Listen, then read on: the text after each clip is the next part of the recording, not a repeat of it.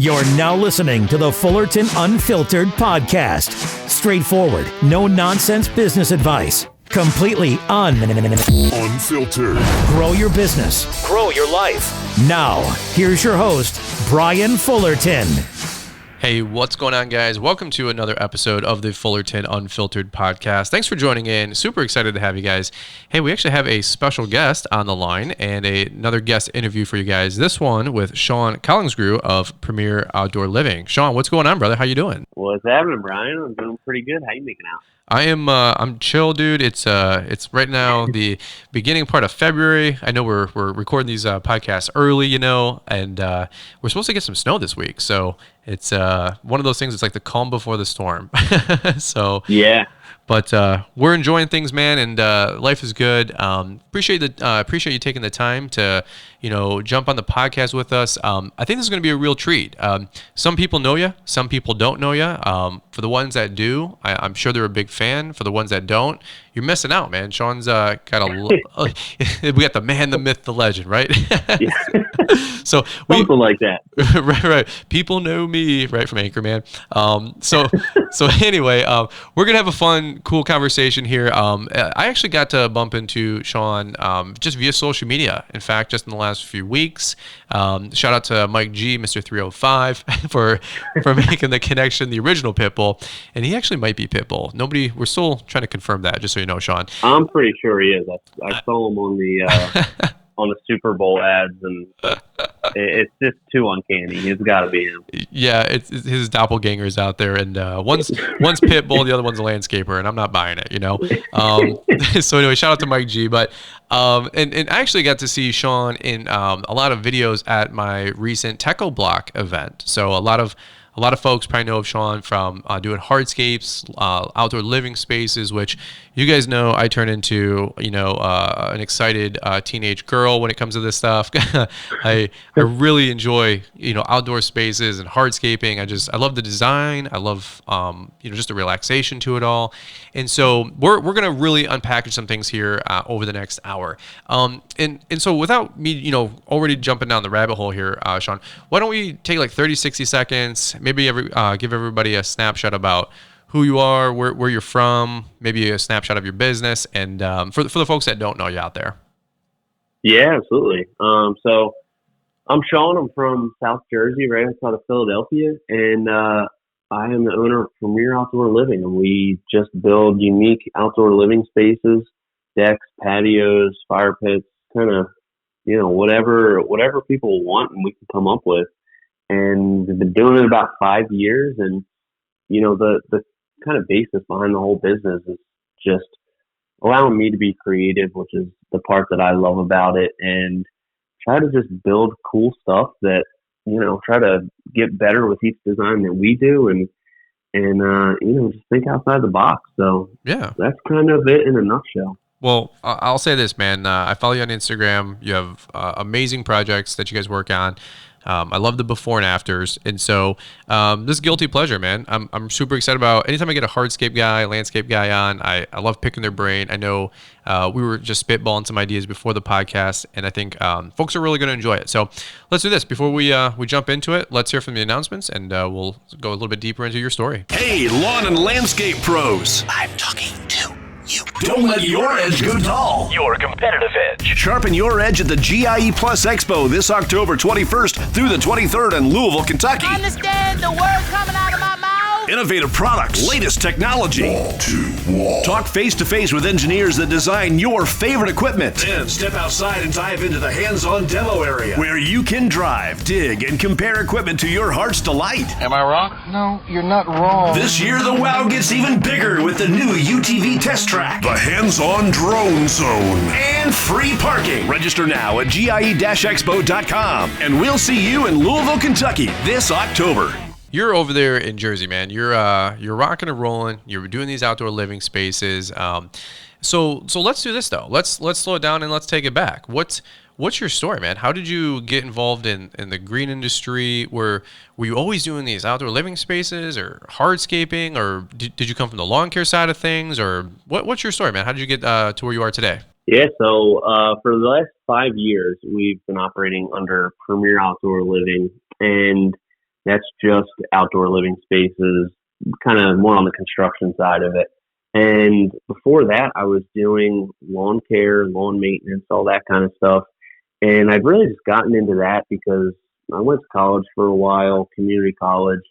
Nothing ever really kind of stuck or really appealed to me too much. Mm-hmm. And, I'd worked for a couple different landscapers, from 18 to 21, those years, and just kind of thought it was an easy enough thing to, low overhead to buy into. So I used a push mower and bought a blower and a weed whacker and just kind of started with family friends and got a small little business up and running. And, that just kind of got my foot in the door, and eventually upgraded to some bigger equipment, like some zero turns and a trailer and a new truck and all that kind of stuff. And did that for a few years until I had the opportunity to work on a more of a design build project, and kind of just talked my way into being the contractor that was going to build it. We really hadn't had any experience with decks or patios, but okay, just through Google and YouTube, I was able to kind of get the bones of it and really just feel comfortable figuring it out on the fly. Mm-hmm. And after we did that one project, I really just loved the creativity of it. The designer was really deferring to us on a lot of different stuff. And through that project, I kind of realized, wow, there's a really big market for this boutique style experience where it's, very creative and high on design, and people were willing to pay for it. So right after we finished that project, I gave away all my loan accounts and sold my equipment and just kind of jumped into the design build side of it. And that was about 5 years ago. And I haven't looked back. No kidding. So no, dude, that's really, really cool. Did you have a stint like growing up with lawn care landscaping? Like, did you know you wanted to work outdoors, or were you going to go to college for like a traditional route? So I started out in the industry. My dad actually owns a construction company, so I was always kind of around the tools and all that kind of stuff. I didn't work with them too much, so I didn't really have a lot of skills on it, but I was really familiar with some of the concepts and the tools, and my plan was initially to go work with him out of high school. And, once that came around, it only lasted about 3 months, I think. The family dynamics really didn't work out that great. So Sure. I decided to go to community college for a while and kind of bounced around between business, psychology, probably like 2 or 3 other majors throughout, 3 or 4 years that I was there. And, it never really stuck. So gotcha. Through that time, one of my friends had a landscaping business, and that was my first time experiencing like lawn care and stuff like that. And, I liked being outside. I liked the active part of it. I liked mowing lawns because it was like really satisfying. Like, you go to this overgrown property, you cut the grass, make the stripes, nice edging with the weed whacker. And it was just like, instant satisfaction. So I really always loved that part of it. Sure. And, kind of worked for a couple landscapers, like while I was going to school and everything. And kind of just got to the point where I was like, I think between, just family friends and people that my dad knew and my wife's dad knew, I could get enough clients where I'd make more money just doing my own thing, even if it was small with a push mower and a weed whacker. I could make more money doing that on my own. So sure. That's what kind of propelled me into it. And it was just, kind of like the lowest like entry buy-in for a business. So that's really what started it. And it just kind of grew from there. Okay, nice. So long, and it's really cool because I did a live event last fall that it was just really fun, and we had a bunch of speakers there that were all contractors, and 2 different guys I brought in. One was fertilizer. His name was Jason Creel. He talked about fertilizer, and another guy was Caleb Ballman. I don't know. Yeah. I don't know if you know Caleb, but just an amazing dude. Really good buddy of mine.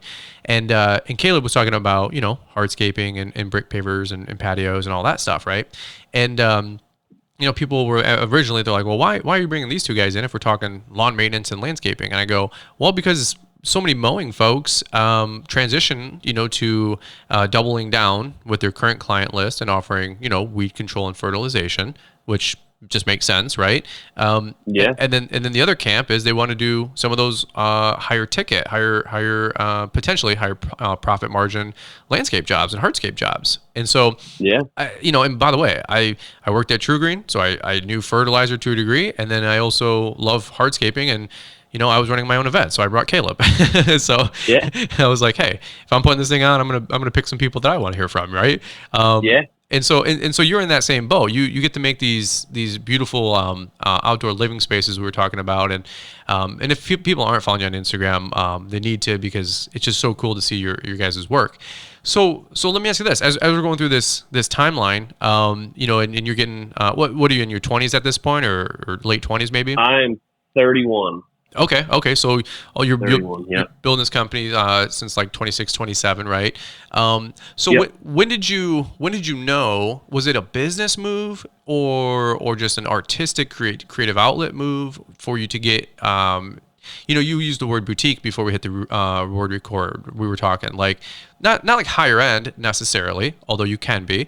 But you wanted to be like, you didn't want to just install a same retaining wall as like the next guy. You wanted to get creative. You wanted to let that artistic flow that you have be expressed through your business. And I think that's super cool. I mean, I see, again, some of these beautiful outdoor spaces and driveways and all these different things.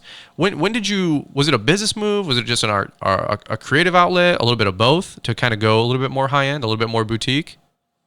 It was definitely a little bit of both. It really started with the creative part of it. I mean, that's the part that I really love about it, and I think that's what like makes all the backbreaking labor like worth it to have like a really cool looking space at the end. So that was like really the initial kind of fuel that led me into this type of business. But I also looked at it like, I think, there was a market for these unique spaces, and it was an easy way for me to like differentiate myself from everybody else. So if I was just doing these unique details on the project, because I really didn't have any reputation, I really didn't have a whole lot of skills at the beginning. There's really no reason for people to hire me over a well-established company. So Sure.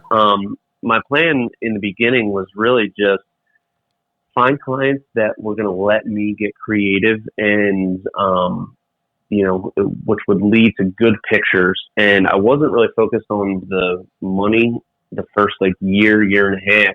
It was more like build the portfolio and, kind of develop this brand that all we do are these unique spaces. And so I kind of I turned down a lot of more simple, like straightforward, like 12 by 12 decks and, simple paver patios, even though at the time, like I could have really used it and probably made more money on those projects. But I knew that those would lead to more just standard kind of run of the mill stuff.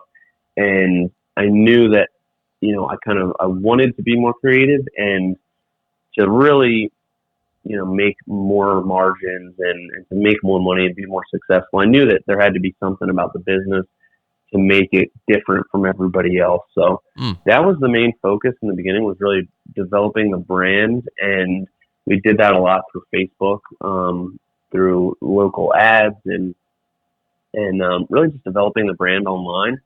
And within a year and a half, we were able to have that appearance and reputation of just building really cool, unique stuff. And, when you hired us, you were going to get a different experience where I really cared about what it looked like. And, you could just tell that I was really passionate about it when I went to talk to you.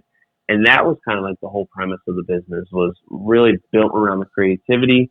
But, it was also a business move, because I knew we developed that brand, we'd be able to charge more money and kind of be more sustainable. Sure. Well, I see. I talk about that on my YouTube channel with, you can just be the lawn maintenance guy. You can be a chuck in a truck. As I think I heard Paper Pete say, or those guys say. Yeah. Or you can be a little bit more boutique. You can be the guy. And, I know we're talking owner operators, of course, a lot here. A lot of my audience is like in that boat. But you know what? Like, there's nothing wrong with being that go-to guy, that boutique guy, and charging a premium and getting a good rate, getting a good price. I see a lot of times folks that are smaller might not have the same overhead as the big guys, but you do the industry such a disservice and yourself such a disservice by lowering your price 20-25%. If you want to if you want to undercut the big guy by $1, hey, that's I get it. You got to get business, but don't undercut by 25%. And I think that's the same way when you're offering your service as what you're worth and how to sell, how to communicate, like you said, that value to that customer. Man, you should be charging the same prices, if not more, because they get Sean, they get Brian, they get you, so. Yeah, I think that's really important. And it's something that I've definitely built a business around, by staying small. I think there's a certain amount of value that, when you hire Premier Outdoor Living, you're really hiring me. I'm going to be there on site. Yep. When somebody hires you to do all their maintenance, they can have that personal relationship, and there's a lot of value in that. It's not just this no face, huge corporation that they're dealing with. And, by having a lower overhead, we can charge the same. A lot of times, we're a little bit higher priced than some of the bigger companies. Sure. And a lot of that kind of comes to the details that we put in it. But, by having a lower overhead, staying small, we can have higher profit margins on the jobs that we do. And, we don't have to do as many jobs. We don't have to try to do 75 outdoor living spaces a year. We can do the 15 to 20 that we do now. And really, you can build a really profitable, good business like that. And it's more sustainable. It's more recession. I don't want to say recession proof, but, recession resistant. And it eliminates a lot of the typical headaches that you have, especially in this industry with employees and all that kind of stuff. I only have a few employees, and it just keeps it simple, and I get to focus on the stuff that I really like, which is the creativity. I'm not bogged down with a ton of paperwork because we're, dealing with 100 projects a year. Right. So smart. I think a lot of people miss that they think they have to grow to a certain point to really be successful. And, if you get to a sustainable size and, you're investing, you kind of already own a lot of the equipment, and, you don't have to keep buying more stuff to fuel growth. You can really be really profitable and be more picky with your clients that you choose to work with, which is huge. I mean, I agree. It's the quality of the clients is like 90% of, your happiness as a business owner. You get a bad client, it's terrible. Right. It's toxic sometimes, you're like, oh my God, especially warranty work or callbacks, Yeah. For sure. And, I found that even when I was cutting lawns, I mean, you get a picky customer, they're going to call you back the same amount of times for a $35 lawn cut or a $35,000 patio. Sure. It's like there were certain clients that, no matter what, I mean, we were just maintaining the grass, and we get a call back every week. Hey, you missed, this weed in the crack on the sidewalk. And, at a certain point, it's, you're not charging $200. You don't have that built in where you can come back every time. So, right. Being able to cut those customers loose is really another great benefit of staying small. Right. Well, I got a lot of guys that follow that. I talk a lot about why I like mowing and maintenance is because there's a lot of that weekly cash flow, monthly cash flow, and it's really good, especially in the beginning. But I tell everybody, like, look at the largest companies, even the big guys, they still offer maintenance. If there's nothing wrong with still cutting grass a day a week or 2 days a week to, I call it, make payroll. You know what I mean? And so it might be pay the bill money that, turns into being able to, do those higher price jobs, those higher landscape jobs like you were talking about, you know what I mean? And so, you just got to figure out what works best for you. I know I don't want the overhead personally, just that's why I haven't really jumped into the hardscaping. Plus, like you said, finding good talent. I'll be honest with you, I'm a little bit older too. I'm 33. My wife and I want to start the family, thing. And I don't know if I want a, sort of landscape division, right? But I'll tell you what, I know a lot of guys that are 19, 20, 21, 22, and they're, they have, it's wide open, right? And they're like, they're 21, they're buying the first skid steer, they're making moves, and I'm like, I'm their biggest cheerleader, and so I'm super, super, excited for those guys. Let me ask you this: you've already been dropping some really good, practical tips. I know you were talking about marketing a little bit. What, two questions that I always have with hardscaping is one, what's some good basic tips that you can give some guys that might be, evaluating hardscaping or want to jump into it, or, they're 18, they're 22, they're 25, and they want to jump into it. What's some good lessons that you've learned getting into it that maybe you failed on? Maybe you fell flat on your face, to be honest with you. If, I'm really candid, on my podcast. I've made mistakes. I've lost money. I've bought wrong equipment, the wrong equipment, right? Just total open mic. You can say whatever you want or go into any rabbit holes, but anything that you think were pitfalls that maybe you did wrong that, hindsight's 2020. And I got a follow-up question after that, but that's a medium one. So. Yeah, definitely. There's so many things that I did wrong in the beginning, and just with pricing jobs and, not just kind of learning on the job. And there was a lot of times that was really tough to kind of navigate through. Like there's one job in particular that it was a huge project. I ended up charging about like $38,000 at the end of it, which was a lot of money for me at that time, but there was about $20,000 in materials. It took us like 10 weeks. I had one helper that was getting $15 an hour. So wow. I made like almost nothing on that project. But I kind of told myself at the beginning that I was just gonna jump into it. I wasn't gonna focus on the money because, the $38,000 I charged, we had been talking about, a $25,000 budget. So we really stretched the client as much as they could. And I just wanted to build, it was a really cool opportunity to do the whole yard and really get some amazing pictures. So, even though I had that plan that, I'm not going to focus too much on the money, it was still really hard when you're halfway through that job and, it's just taking a really long time, and you realize you're not going to make that much money.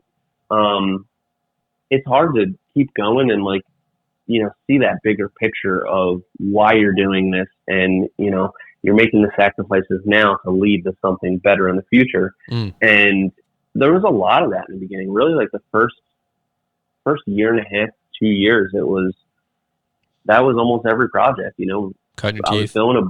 I was going above and beyond, and I was learning on the job. I was, I knew that whatever the budget I could get out of them, I was just going to use that to build the coolest thing possible and not worry about, the profit margins, because it was all kind of sacrifice for this bigger goal, which is develop the brand. So that was really the hardest thing. I think, you can go about it a lot of different ways, but you're going to have to, in the beginning, sacrifice something. And you see these gurus online and marketing people that'll say, hey, you can find these leads and you can, sell these, huge projects that are beautiful, and you can make all this money while you're doing it, while you're just getting into it. And I think that is just not true. You're going to have to make some sacrifices in the beginning. You're going to have to learn on the job.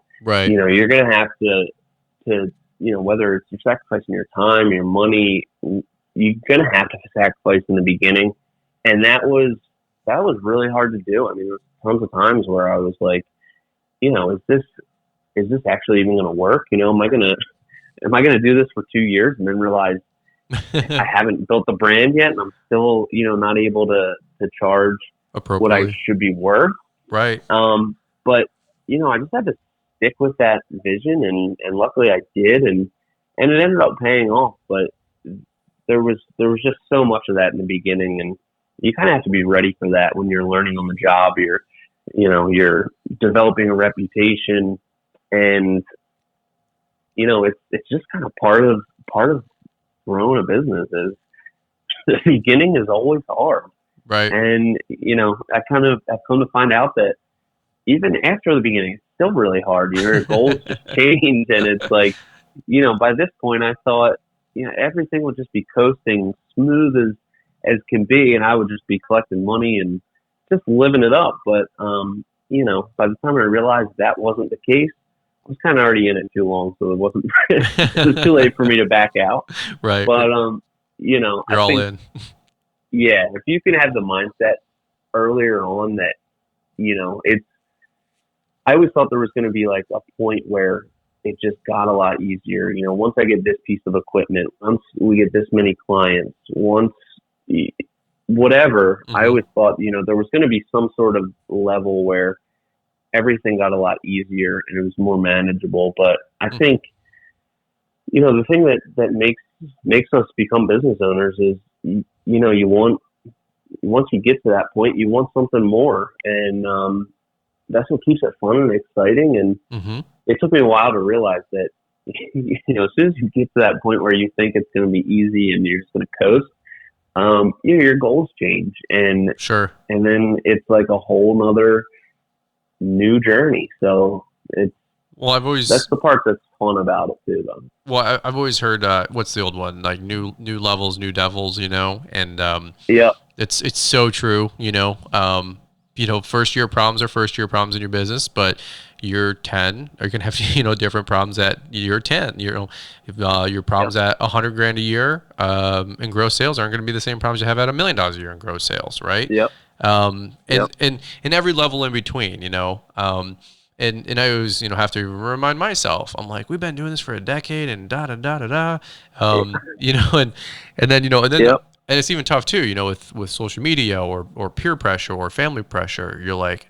I'm working as hard as I can, leave me alone, And sometimes you have relationship pressure.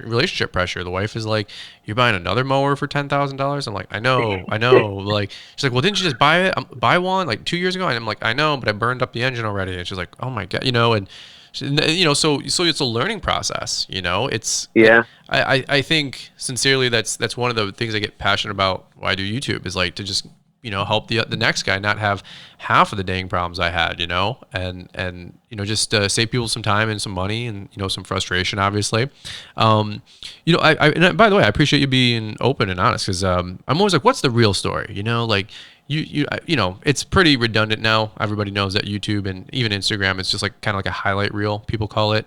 And I'm like, man, there's definitely, I lost so much money. I've made so many stupid choices. And I'm always wondering if I was like the only one, navigating the ocean by, with my little map, my little tattered map, and making stuff up along the way. But, I have a question. This was the other one I was going to piggyback with is, I heard you say, like, if you're making, I don't know, I heard it from, I don't know if it was Trump or somebody said a line once. They said, if you're going to do a deal, might as well make it a big deal. Like if you're going to make a phone call and on the end of the line, like you said, one's a $35 customer or a $35,000 job, it's the same sort of time investment into the call. If you're going to lose sleep and do a bid or an estimate, well, do a bid for $35,000, not $35. I like that. I've heard that. I think it's really smart. Of course, there's way more that goes in the background. I know of like details with building a $50,000 outdoor living space. So I'm not saying it's easier, but there is some acceleration to it, and there's some compounding when you're doing big jobs, and some potentially larger profit margins. I agree. One question I have is, especially since you're still 5 years in business and you're learning a ton. And you've had some success, but you're learning every single day, like we all are. What was some of the pushbacks that you had early in business with trying to sell the jobs? Was everything just, hey, no problem, $35,000, let's do it, let's go with Sean? Or like how do you guys sell or communicate to customers to hand over 20, 30, 60, 100. I mean, I see some guys doing $250,000 installs, and I'm like, oh yeah, I'm just not there yet, and so I'm just spitballing here. No right or wrong answer, but I'm like, what's your approach? How has it worked for Sean to get some 20, 30, $50,000 jobs, like with people paying cash or financing? What's the whole process look like? You gotta just open that one up for me.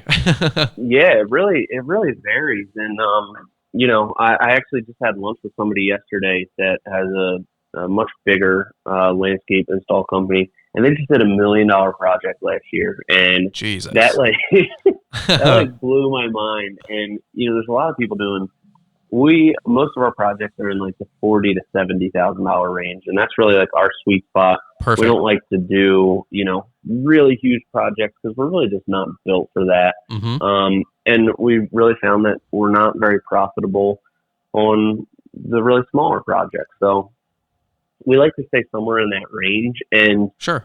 I mean, it's kind of evolved, and, really with any sales, as a business owner, you're a salesperson a lot, especially in a smaller company, you're kind of everything. And mm-hmm. It can be like such an emotional roller coaster, going to people and, you go to one person and say, this is a $50,000 project. And they're like, okay, great. Where do I sign? I want to start next week. And then you go to the next person and it's, say, a $35,000 job. And they're like offended, and they think that you're trying to rip them off. So right. I can see it. Such a, oh yeah. And they have no idea. They have no clue. And you really just like through trial and error. I mean, you're really like navigating kind of like relationships with people, and, trying to read them. And really my goal is to not waste my time or their time. So if we're not going to be a good fit, like try to figure that out before I go and make a design, before, I spend all this time and I come back with a design that's beautiful, but they're just offended because it's sound left 10 times what they wanted to spend. Right.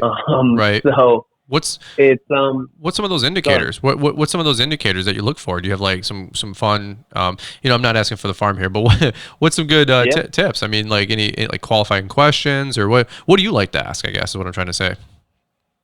So it's kind of been something that evolves, and I mean, ask any questions you want. My biggest thing is trying to be transparent, and I think one of the biggest things as business owners is like, hopefully I can give some tips that you can kind of implement in your business. But really just like when I started talking to other business owners and realizing that, you're going to make mistakes and you're not alone, and that that's normal, mm-hmm.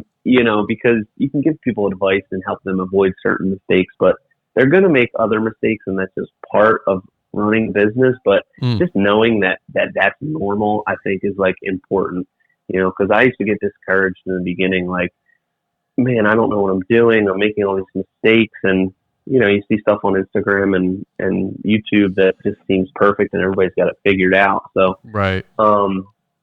Yeah, feel free to ask anything as much depth as you want.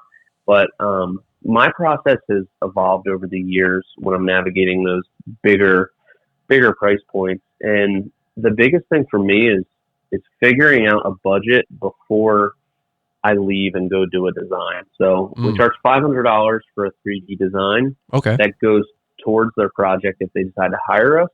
But, kind of meeting with them, sometimes it's over the phone.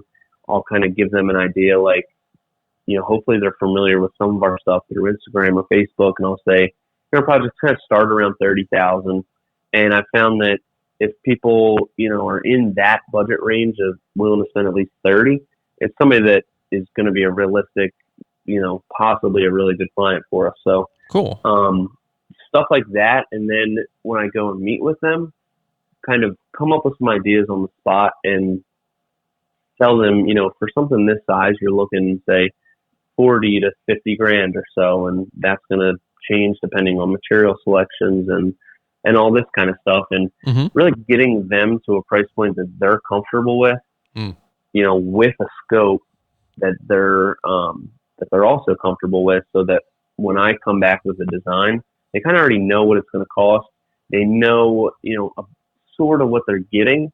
And it just makes it a lot easier. They're kind of picking the price that they want to spend. Sure. And I'm, as a designer, using that in the best way possible and presenting them with the design. So it's a good way that seems to work. Go about it. That works the best for me, but it's really just something that evolves. And deal with one client, and they think it was a terrible experience the way that you kind of presented the whole thing. So you go back and you change it, and it's constantly evolving. But you're like, shouldn't have said that.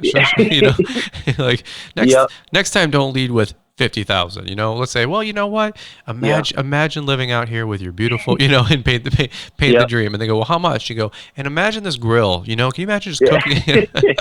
That's what I would imagine selling it.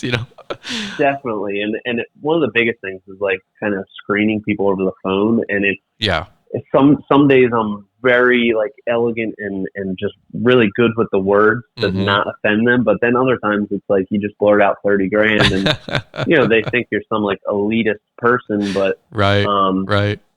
The thing I found with that is if it's not going to be the right fit for you, because you could get a simple patio done by somebody that, does really quality work, but and some people, that's what they're looking for. They're looking for something simple. That's what they can afford, and that's fine. So, sure. The way that we're built, we're just not as quick and efficient as some of those, production style companies. So I'll refer them to somebody else and say, hey, if you're looking for something simple, they're going to be a lot cheaper than us. They're going to be faster. You're not going to have to wait 4 months for us to get there. So if I can kind of turn them away, but give them a recommendation to call somebody else, then it's usually a really, good conversation and a good experience for whoever calls. Yeah. We want to thank the lawn and landscape community for making GIE Plus Expo their place to reunite as an industry. Like a family reunion, thousands of dealers, landscape pros, and contractors return annually to network, share ideas, learn best practices, and make new friends. It all starts Wednesday, October 21st with the opening reception and continues into the night with free concerts in downtown Louisville. At the show, you'll have the opportunity to share experiences and brainstorm new approaches to your business challenges with friends and like-minded professionals. You don't want to miss the opening keynote, Secrets of Being an Effective Leader, presented by retired Navy 4-star Admiral James Stavridis. Register now at GIE-expo.com, and we'll see you October 21st through the 23rd in Louisville. I think, dude, I'm jotting down some notes here on my phone as I listen to you, and hopefully you're not listening to this podcast and doing the same in your car. But if you come back and revisit, because there's a lot of meat there. I wrote down qualifying questions. What does the client really need? Proper expectations. Those are huge. And sometimes you do have to sell. Sometimes you have to, say like, what's your budget? Like, and they're like 30 grand. And then you do okay, so you're telling me you're not willing to spend a dime over 30, like I heard that on Instagram, right? Yeah. And I'm like, and they're like, well, I guess we could do 35 or 45. Oh, okay. So, but not a dime, I got that one recently for somebody. I'm like, that's a good, I'm like, that's actually a pretty good one, and, and I'd probably do the good old, hey, and they're like, how much is this again? I'm like, hey, I can't hear you over that beautiful water feature. Can you? So, I mean, you really got to paint that. I mean, sometimes I can imagine it's pulling teeth. I mean, when I was at the Techo Block event, which they just a banger job, they were talking about how they have an in-house financing, not in-house financing for Techo Block, but one of the vendors, I'm sure you know whatever bank it is. And they were like, like the average person will borrow, $20,000, but we've noticed with XYZ they'll borrow $50,000, and I was just, I'm thinking numbers. I'm like, damn, I'm like, that's a mortgage plus 50. I'm like, carry the two, and not everybody's a wealthy client, right? I'm sure you've had the spread of regular normal people to probably wealthier clients, or is it just the higher above middle class people? Who's getting all these kind of outdoor living spaces with your experience? A little bit of everybody? It's definitely a little bit of everybody. We've had people that, and I don't know intimately, how much money they make or anything, but just based on, their home value and stuff, it's not all, really wealthy people. Some it's, they just have a a normal house in a normal neighborhood, and Cool. it's just something that they want. They prioritize a nice backyard, and Mm-hmm. on a smaller house, the whole project can kind of be scaled to the house. So it might be a $30,000 project, where on a larger house, it's like, to really have something that looks like it fits here, you have to spend $60,000. Mm-hmm. Mm-hmm. But it's kind of all over. But one of the things that I realized, that helped me in the beginning was, I was always scared to charge too much or scare people away with large numbers. But, I started to realize that I don't know what these clients do, but so many of them, they make so much more money than I do. Sure. I'm like looking at it from, hey, could I buy a $40,000 backyard? I couldn't right now, but that doesn't matter. Like, there's whatever these other people do, it's just a different ball game. So Right. Once I kind of like got that in my head, that I don't have to base all these prices on kind of what I think is fair and what I would think is reasonable for a backyard, because people are just in different situations, and it's not always the people that you think. And it's important to kind of be able to read people like that. And whether you're doing lawn maintenance or you're doing installs or you're doing anything else, being able to like read those potential clients, pre-qualify them to an extent, because as anybody that's listening knows, if you're doing lawn maintenance, you're probably dealing with a higher volume of leads. There's more people calling you for estimates, and Sure. Once you get in that cycle of just going out to meet with every client, you're just spending so much time, and it's like there's really no end to that. You kind of have to factor in like Totally 5 or 10 hours a week in just chasing down leads. And some of them, you get there, as soon as you get there, it's not an ideal client for you. And it's really just trying to figure out through your website or through your social media or through that initial phone contact how to pre-qualify them and kind of sift out at least some of the people that are just definitely not a good fit. I like it. And I like it. that's been kind of an ongoing, just trial and error experiment for the last 5 years. Sure. Try to do it, and it's still a challenge. I still go out to some of them where I think I've pre-qualified them, and I get there, and it's not going to be a fit, like not even close. And it's. Oh, I was just gonna say I can totally agree. I have a friend of mine. He does landscaping and pruning, and he's like, we were hanging out one day and somebody called, and they were calling for his business, and he put it on speaker and he goes, "This will be good. Let's just have some fun." And the lady's like, "Well, I need some pruning and some shrub trimming and some other stuff." And his name is Keith Kalfas, really, really good dude.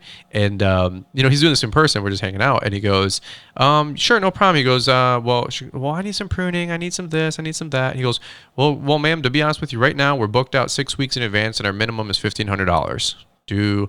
I know you don't know what we do, but do you feel like what your job's going to qualify into those windows?" And she goes, "Oh no." She goes, I just needed the front use cleaned up, and I need it done by Sunday for a graduation party or whatever.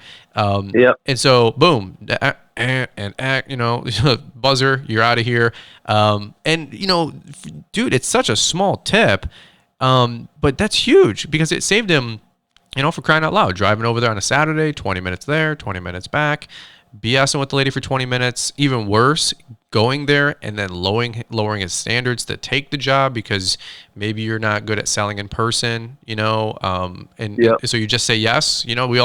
We've all struggled with that, Oh yeah. And dude, just to echo, I mean, it happens at $200 and it happens at $35 a weekly cut for a mow.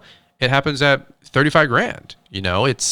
I think that none of us are impervious to it. We always got to just remember to know your numbers and know your worth. When you're out there, is that kind of how you would sum it up? Is that what you would say? For sure. Yeah. It's, and like you said, just on timeline, like we're small, so we get booked out really far. And that's like, a lot of times that's people's kind of like they're going to make their decision based on who can do it first. And totally. If I can just say, hey, we're booked out 4 months right now. That's like the easiest way. I don't even have to bring up price. And, if somebody's in a rush, it's probably not going to be a great client anyway. And I want the people that have followed us online. They follow our stuff. They love what we do. And they're, they have no problem waiting 4 months. That just means, we get to work on the design longer and really figure out some cool details. So, but that's your brand. That's what you're trying to do, by design, Exactly. But it's still just interacting with clients is it's really just like always going to be a trial and error kind of dance that you do to try to figure out which clients are your clients that you really want, your target audience, and try to appeal to them and try to sift out everybody else without offending anybody. Because one thing I've noticed with online reviews is when you see somebody's Facebook or Google account and you read some of the negative reviews, most of the time it's somebody that never did business with that person. It's like they didn't return a call. They didn't show up to an appointment. They, were just rude on the phone or something like that. And, you kind of have to walk that line and be really cordial to the people while telling them, sorry, we're not the right person for you. Sure. And try to, not push away any of the people that would be a really good client. So, I can I just little tip that I learned something. 2 years ago, I sold a route. One of my days, it was my Friday route for my lawn maintenance business, and it was 30 minutes away, different side of town. I did a video on it on YouTube, and it was called Buying and Selling Accounts. And it was the first time I had pruned a chunk of my business. And now this is 10, 20 grand a year worth of revenue. It still is a lot of money to me, but it just didn't make sense in my business model, with where I was trying to go. And I just was like, well, this is really an anchor. This is holding me back. I need to let it go. But I had 20 accounts, and these were some of my very first customers that I had for like a decade. And you know what? One thing that really helped, bridge the gap, Sean, with these people, not being mad or furious with me, because I dropped them like May, June, mid-season, because it just wasn't working out. We had so much work back in the core of where my route was. I sold them off to a friend, but that was a back end deal with me and my friend. But for those folks, all the ones that we let go, I didn't just leave them hanging. I gave them a referral, like you said, and you had said that about 15 minutes ago, and I wanted to make sure I didn't just gloss over that one, because so like you just said, I mean, such a powerful little tip where I said, hey, Julie, or hey, Lance, hey, Amy, unfortunately, we're not going to be able to mow you guys anymore. Oh my God, why? What's going on? Hey, and I'm just honest. Hey, we're trying to, get some route density with where I live. There's only so much money in maintenance and da. You guys can probably appreciate that. Things have changed a lot, in my life, 10 years. Oh, no problem, honey.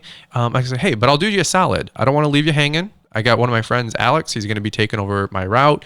Pretty much a lateral move. He said he'd honor my prices, for the first, season with you guys, which were fair prices for my friend anyway. So he agreed, but I just didn't leave him hanging, and they so appreciated, out of the 22 people that we were going to let go and transfer over to my friend, 22 out of 22 people switched over. We didn't lose anybody.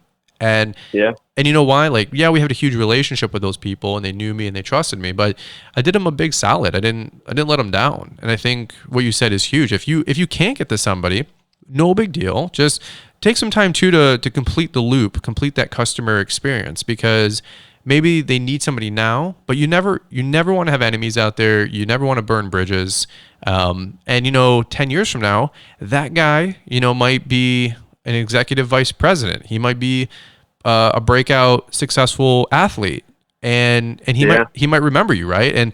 Or he has friends, and they might want like you said, $100,000 install or some big ticket thing that was very coveted by your company. But if you didn't complete that loop, or like you said, had that soft touch and just were cordial, that's why I'm a big guy on returning voicemails. Even if you say no, not me, or not now, just take care of those people and just be a good human being, for crying out loud. Yeah, for sure. And something else that I've noticed is, that I try to do with any of those calls that come in, that, I can usually tell fairly quickly if it's something that, say, we don't do, like they just want a pressure treated deck, or, they just want a 12 by 12 patio.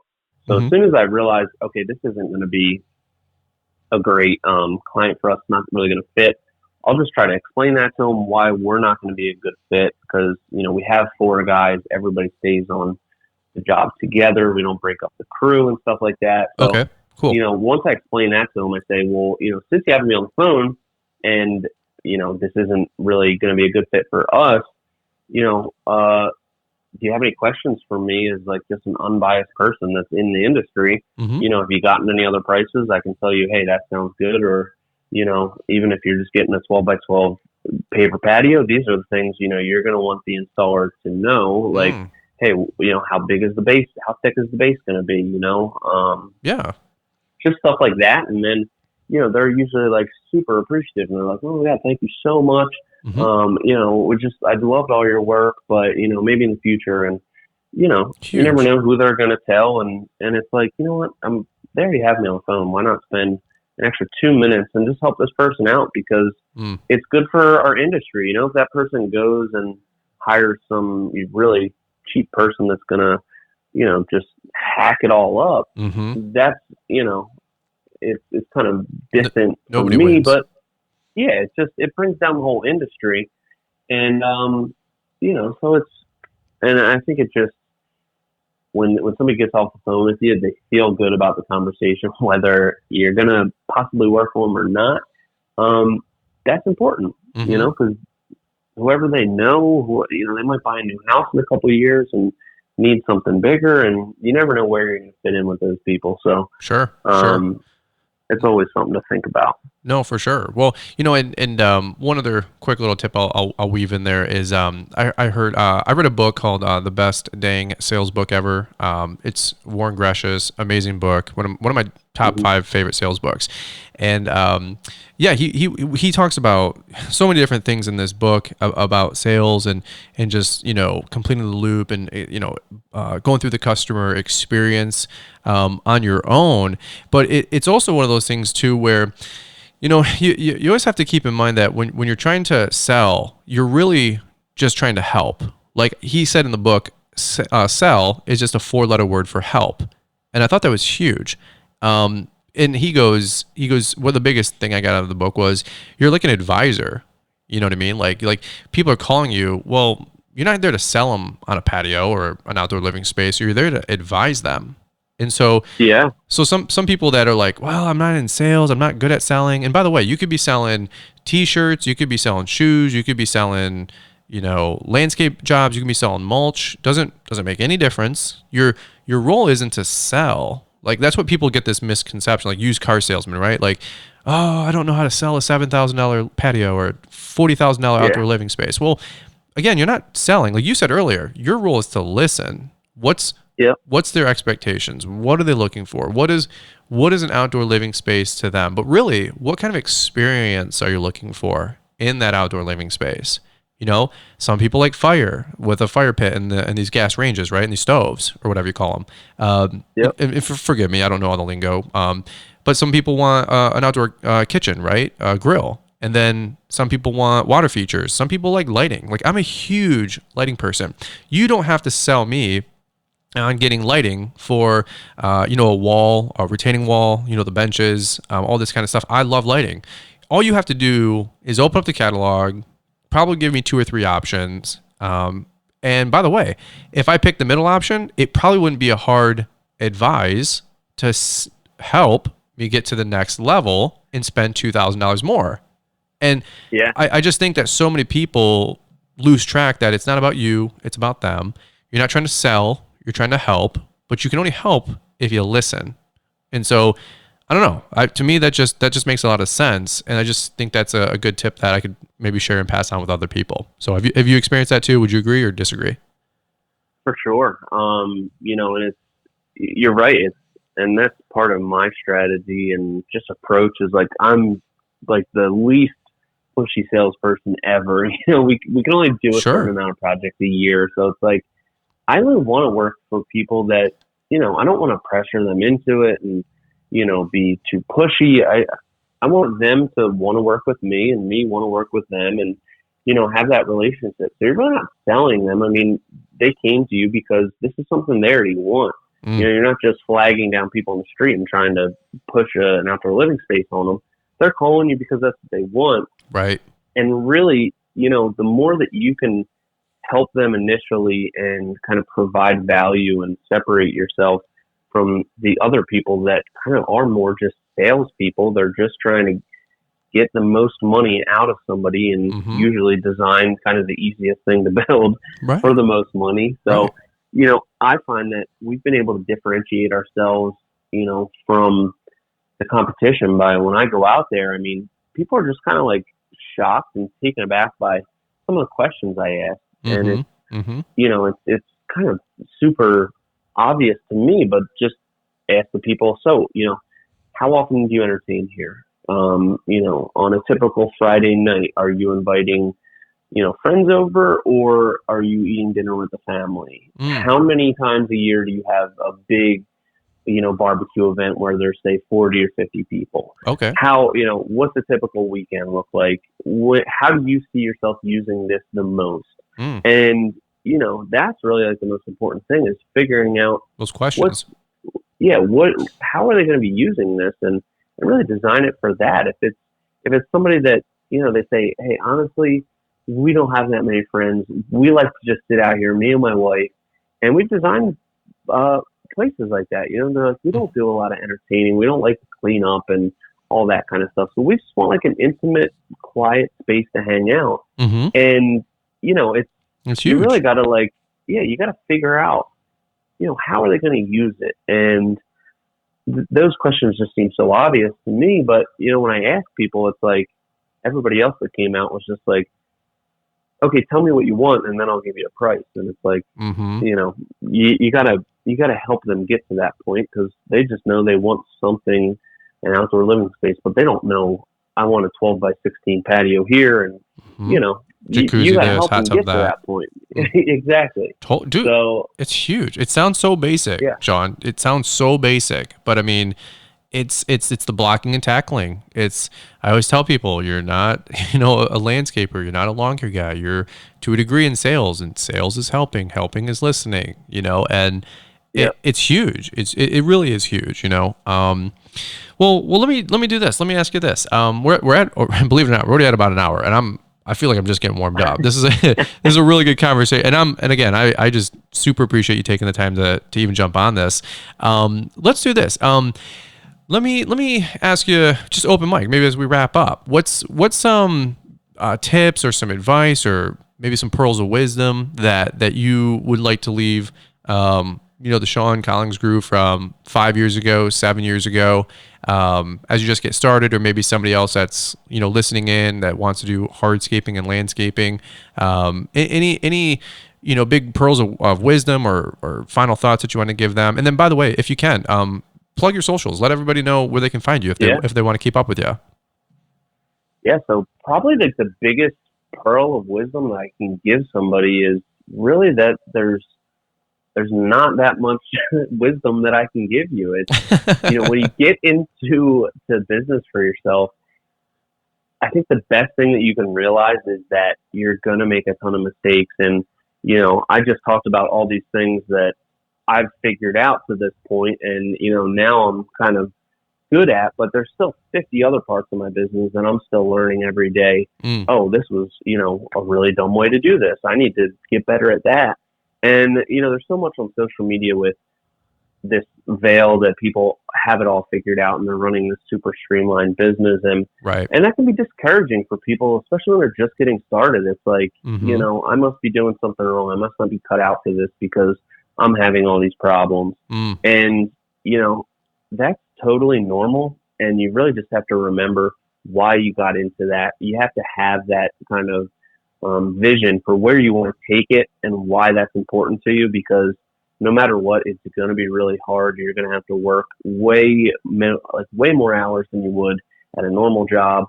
And, that's just part of it. And it's always going to be part of it. And I think more people need to show that behind the scenes, that, and that's something I try to do on our YouTube videos and on our Instagram, is just show all the parts where it's like, oh, this isn't something I really thought about. And now we got to take apart some of the deck because I forgot to put something here. Sure.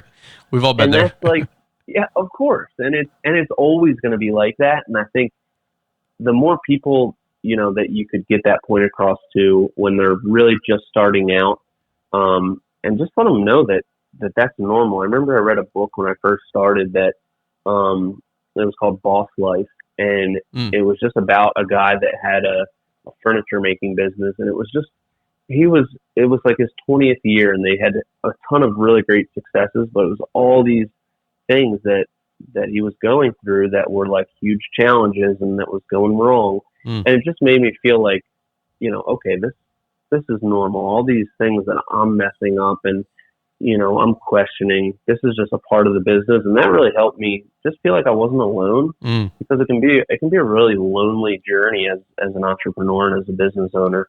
Sure. You don't have a lot of times when you're starting out, you don't have coworkers, you don't have anybody to really, you're an alien out there, man. For sure. It's hard to relate. Yeah. And that's what's great about like social media, like especially on Instagram, I've like become friends with so many other business owners that, just makes you feel like, you have somebody to kind of talk to about certain issues that come up. And, I'm always available for anybody who has any questions on Instagram. It's just at Premier Outdoor, on our YouTube, Premier Outdoor Living, or even on Facebook, on my personal Facebook account, Sean Collinsgru. And I just want to try to help people and really empower them to do what they want. It might not be building patios or decks like I love to do. It might be, lawn maintenance or fertilization or just anything. So, I like it. If there's anything that you think I can help with, please don't hesitate to reach out to me, and I'll try my best to at least lead you in the right direction. Yeah, well, I mean, I know I'm already going to book you out when I book, my house and I build an outdoor living space. Yeah. So, well, that sounds good. I think I literally texted you. I was like on Instagram. I'm like, hey, want to do a celebrity build out for a YouTube channel for and I joke like I'm not a celebrity, but I was like, well, if we're gonna milk it, let's milk it anyway, And and you go, maybe you're like, we'll talk about it. And I said, to me, that's a yes. You know what I'm saying? That's how I work Well, as somebody who's spent an entire year trying to get to 4,000 YouTube subscribers, anytime you're ready to do a patio, as long as we make a bunch of videos about it, sure, I'm totally down. I'm 100% game. I will fly up there. Got me. No problem. I need to get you and the whole Techo Black crew. I was talking to what's the guy's name? Was it Ray or Pat? There's somebody else there that was our local guy. He did an amazing job, and I was like, yeah, let's do a Techo Black celebrity build out. And he goes, you might have to pass that one up the chain. I'm like, yes, sir. Because I mean, again, I when you talk about priorities earlier about customers, like I told Liz, like, we're buying a house, but a mortgage, and then we're gonna buy an outdoor living space, right? And she goes, what do you mean? I go, oh yeah, we're spending $50,000. Like I don't care if we finance the farm, bet the farm. She's like, can we talk about this? I go, no, and so I'm like, I've been cramped up in apartments for 7 years, and so I just want to spread out. I want to have a jacuzzi. I want a grill, and just hang out there and enjoy the 10 beautiful Michigan summers we get per year. The 10 days. And by the way, I totally glossed over this, and I apologize about take 30, 60 seconds, but yeah, your YouTube, man, and social media, duh. I mean, that's how we got to know each other. You have a lot going on. That's actually the way we connected, and also because of Mike G, Pitbull. Yeah. And so you have a great YouTube channel, a lot of success going on there, great Instagram account. I don't want to, just gloss over this. Some really fantastic work, and for sure showcased a lot by Techo and a lot of other what do you call it, like trade magazines and socials out there. It's really, really cool. Mm-hmm. So you are kind of one of those out there in front faces and businesses, and so it's really, really cool that if you want to learn more about this, definitely follow Sean and try to network. And if you ever see Sean at I don't know, GIE Expo or at a trade show, in Jersey, like seek him out. Like he's a great resource, tons of knowledge. And so anyway, that being said, I really do just sincerely appreciate you taking the time to be on the show. I don't take it for granted. I know in the winter, a lot of us have a lot less going on, but none the least, I just, try to be respectful of people's times and calendars. And And dude, you made this happen in like a couple of days. I was really proud of like, I'm like, oh my God, Sean wants to get on here. Like, heck yeah, man, let's do this thing, and really thankful, I should say. So, any last words of final thoughts or anything else that you want to add really quick before we wrap this guy up? I just appreciate you having me on. I mean, you're like my YouTube hero. I know how much work it is, so I feel honored that you even wanted to have me on here. And for sure, we'll have to do maybe a follow up, because I feel like I could talk for another 3 hours as well. So I'm down, bro. I'm down. Maybe we'll do like a mid-season update or something like that. What do you think? Yeah, and as soon as you get that house, I'll come up. We'll do some YouTube videos on a patio or a deck or whatever, and yeah. I told Caleb Allman, I said, I'm gonna bring you and Sean up here to just make a driveway, make a little paver patio walkway, outdoor living space, and I haven't cleared this through Caleb, just so you know, but we'll talk details later. Let's not get lost in the woods. So I told Liz, let's bring him up for 3 weeks and just we'll have a halfway house in our garage, and she was laughing. She's like, I don't know if that's how it works. I'm like, yeah. So I'm down. There you go. You got one person that's definitely committed. So I can't speak for him, but I'm there. You just let me know when. I love it. We'll get our little HGTV on, so cool. Well, hey guys, if you're listening to this and you're still with us, we super appreciate it. Sincerely, thanks for listening to the podcast, supporting it, hitting those 5 stars reviews. We really appreciate that. I see the comments coming in and all the ratings, and it really does help the podcast get surfaced and get some more exposure. And by the way, if you guys enjoyed the podcast, share it with another friend. Share it with a friend in the industry, hardscaping, landscaping, another lawn bro. We really appreciate you guys getting the word out, let everybody know the podcast exists. So we really appreciate that big time. But hey, Sean, thanks again for being on the podcast. We really appreciate you jumping on here with us, brother. Thank you. Appreciate you having me. You betcha. All right, guys. Well, hey, that was it with this episode of Fullerton Unfiltered. Look forward to catching up with you guys on the next one. Thanks for taking the time to listen to the Fullerton Unfiltered podcast with Brian Fullerton. We hope you enjoyed this production. If so, please consider leaving us a 5-star review for the show. While the techniques and ideas presented here are designed to help you grow a more successful and profitable business, no one can guarantee these results for you. We want to emphasize that entrepreneurship is not easy, and the ideas presented here are just the opinions of Brian Fullerton and his respective guests. No one can guarantee success for you. That being said, we hope the ideas presented here help you and motivate you to go on out there and crush it with your own business. Fullerton Unfiltered Podcast. Thanks for listening, and we hope to see you on the next episode.